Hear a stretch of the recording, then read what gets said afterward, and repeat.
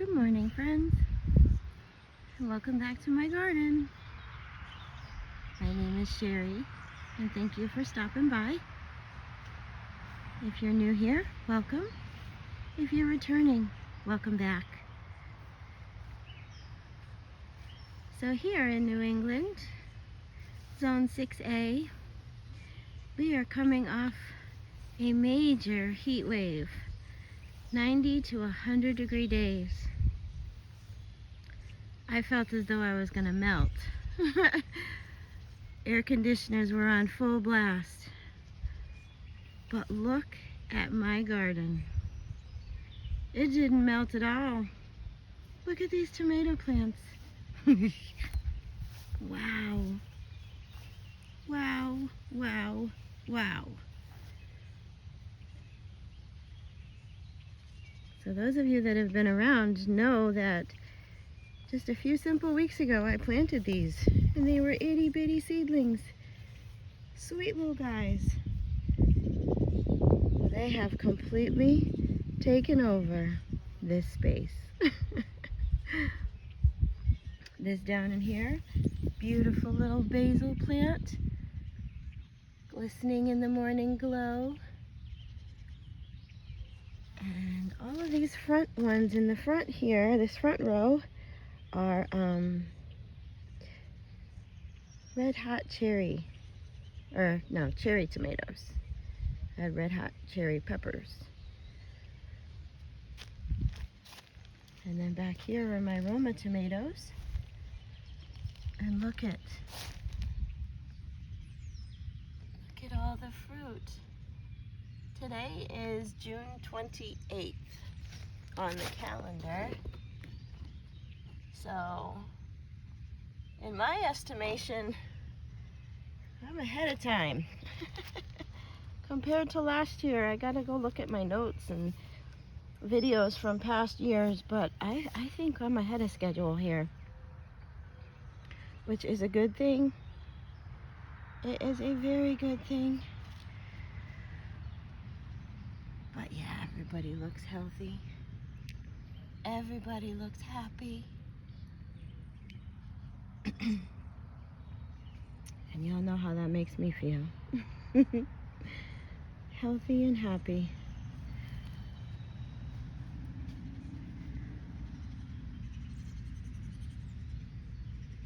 Look at that.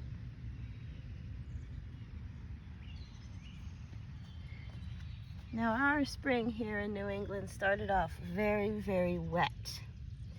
We had, again, record, I think it was the third wettest spring on record for here in my location.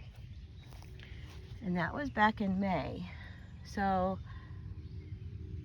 I predicted in another video that because of all of that rain, it was going to be a flourishing garden season.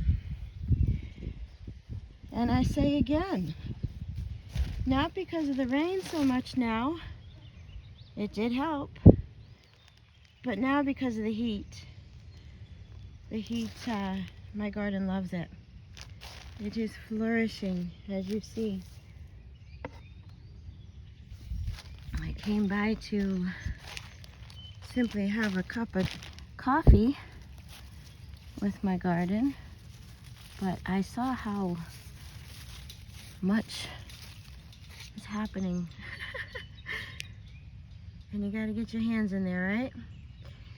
You gotta get your hands in there, because I gotta keep these babies healthy and happy. I gotta keep these babies healthy and happy.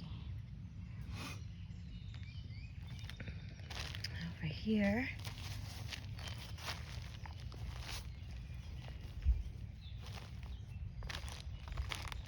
look at the surprise. That's a future pickle in the making, y'all. That is a future pickle. Hi, sweetheart. Thank you. Thank you, Mother Earth. Thank you, cucumber plant. Thank you, Farmer Sherry. Good job, girl. Good job. I wanted to show you something. Many of you may already know, many of you may not. But this is one of my tomato plants. It's actually one that I accidentally decapitated while trying to prune when it was a seedling. I brought it home and I put it in some water. And with tomato plants, they just want to grow. So if you take home a broken part of it and you put it in water, it will reroot. And that's exactly what happened with this guy. And I mean, look at it. It's flourishing. Don't mind the weeds below, but I got to get in there. But what I wanted to show you is what's called a fasciated blossom. And it's where two or more blossoms fuse together. Okay, so like for instance, wow, look at these. I just noticed these. Oh boy. Oh boy. But anyway, this is how a normal vine of tomatoes is supposed to go. You know, they're along the stem, they each have their own little spot, right? And this used to be a blossom, okay? This used to be a flower. Before a tomato comes, there is this pretty little yellow flower, okay? When the flower falls off, the tomato will come. This is called a fasciated blossom. It's where one or more of these cute little flowers come together. Not really sure why. Honestly, I should maybe do my research, but I've learned that it's just, you know, something the plants do. But as you can see, it looks as though there's like 3 or 4 blossoms in here. And what that will do is it will grow a tomato. You will have a massive, beautiful tomato. But what happens is because they're all fused together, different parts of the tomato will ripen at different stages. Because they are clearly different flowers, right? They're just fused together by nature. But they'll begin to ripen on different rates. I'm sorry. And that's usually what takes them out, because you have like a over-ripened side and then an under-ripened side, and then the bugs get in, and it's just, you know, you can pluck it off and put it in your windowsill and hope for the best, right? Cut off whatever's over-processed, over-ripened. But my instruction on previous videos that I've seen with these is, you know, to clip them off, quite honestly, because that's a lot of energy going into 4 tomatoes that possibly won't be productive, you know, won't be edible. But I just pluck them off, and then, you know, that'll encourage the plant to give energy to these guys. And these guys are beautiful, you know, they'll be perfect little single tomatoes, hopefully big and beautiful. So that is your lesson on fasciated blossoms. I have watched them in years past because it is a sight to see. You know, they are big, beautiful flowers. And I was like, oh, exciting, exciting. You know, and they do produce some pretty whomping tomatoes. But like I said, I ended up having to cut half of the tomato away just because it was over-processed and bug-ridden by the time I got it off the vine. Here are some of my pepper plants. They too are absolutely loving the fact that we had all of that rain, and then now all of this heat, right? These are my hot peppers, red hot cherry peppers, jalapeno peppers, and they like it hot, hot, hot. I've not been up to the community garden. Oh, look at, this is something else I did on the down low. I just brought in a few pumpkin seeds and threw them over here in this open space I had. Figure, see what happens. I think I planted 5 or 6, a little small row of 5 or 6 seeds down this way. And look at, this is the only one that took. But it took. So you go there, little pumpkin. You go there, little pumpkin plant. This did prompt me to start some pumpkin seeds at home, which have sprouted and are now flourishing. So I have 6 pumpkin seedlings at home that the plan is to bring up here. And if you look, like I have weed fabric down, so, but all back here where the weeds are coming in is clearly ground. So my thought process is to dig this up, and I'm going to plant my pumpkins along this back row of my garden. And the plan, the hope, is that upon doing that, they will slowly, well, who knows, maybe they'll grow fast, but they'll cascade down over the weed fabric around the tomatoes, you know. And just one problem with one problem with pumpkins I've heard is that when they lay on the ground, it's like breeding ground for bugs and rodents and things to get up in there and eat them before I can get to them. So I'm thinking, hopefully, that having the weed fabric down will protect. Also, you know, having pumpkins laying on the ground, that's just a breeding ground for, you know, mold and fungus and wet, damp conditions under your pumpkin that will soften them right up and inadvertently bring the bugs to munch. So, like I said, I'm hoping the weed fabric will help with that, give my pumpkins a nice cozy spot to lay without being too damp, or I don't know. We'll see how it works. I have these plans in my head that, you know, so far so good though, you know, but this is a tried and true lesson. I also have space over here that's just soil, you know, so I can dig all that out and plant a pumpkin plant right there. And then, like I said, it should go, you know, and by the time all these tomatoes are, you know, on their way to, you know, producing and harvesting and then expiring, the pumpkins should be able to sprout up. These are my Roma and cherry tomato plants right here in front. So these are the determinants. Remember the difference between a determinant and an indeterminate tomato plant is the determinants will grow to a specific size, set fruit, and then, you know, expire, pass on. I don't know. What do you say for a plant when it dies? When it's done, when its cycle is complete. But yeah, I got to get in here and do a lot of weeding. Because, you know, even with the weed fabric, there's still, you know, like look at this right here. My goodness. It's still a battle. I mean, it's not much of a battle on my back and strain on my muscles, because in years past I would dig all this up. But so the weed fabric is helping, but there's still, you know, where the holes are that I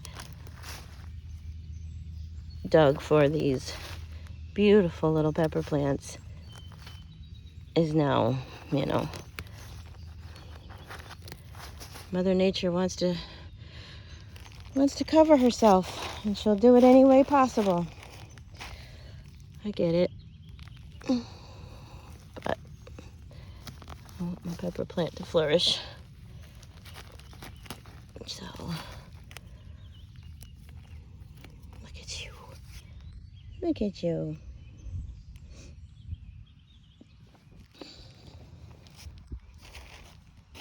Yep.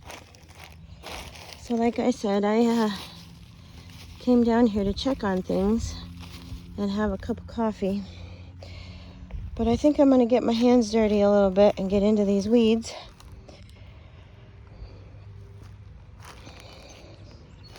But yeah, like I said, I I predicted it was going to be a flourishing season with the rain. And again, I still am proof positive, can predict that it's already been a great season. Even if I just get that one cucumber, even if it's just this one guy, I feel blessed. But again, it has been, it will be, it will continue to forever be a flourishing garden season.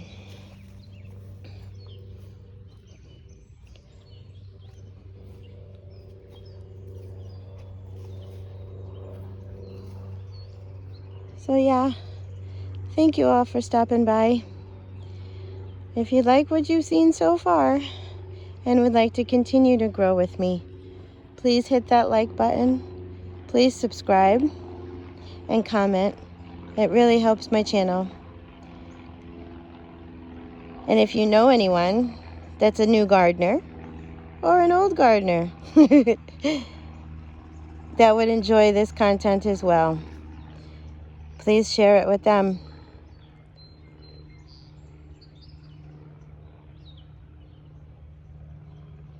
Thank you all for enjoying a cup of coffee with me. God bless. Now, hello there everybody. Welcome back. I just wanted to say I just posted a video and I was so impressed and so proud with this sweet little cucumber I found on my new cucumber plant. And then I stopped the video, got busy at work into weeding and pruning up, and I moved this vine out here, and look it, jackpot! So much so that they're like over jackpot. This is huge. Wow. Now this might be a little I don't know, what is it, they say tart, sour, because it got to be so overgrown. But yeah, I'm gonna pluck it off because holy smokes. And look at, there's another baby laying in here. Look at that. And another. Harvest time has begun. So check around, check under, check in between. Because your plants might be holding out on you. A couple surprises under those leaves. It makes sense though, right? You know, the leaves will protect them from the predators and things. But yeah, wow. I mean, and look at this. This is taking over that tomato plant here. Yeah, my garden is flourishing. It is flourishing. Like I said, I did another video earlier, but I was just looking on the surface, looking with you guys in the video on the surface, and then like I said, I started digging, and wow. I also found, look at my basil plants. You know, I know we already took a stroll through this forest of cherry and Roma tomatoes, but I planted basil buddies. Oops, I'm dropping my cucumbers. I planted little basil buddies in with everybody. And even the basil is beautiful. I've already pruned that down. I got a nice little basil bouquet that I can share with some friends.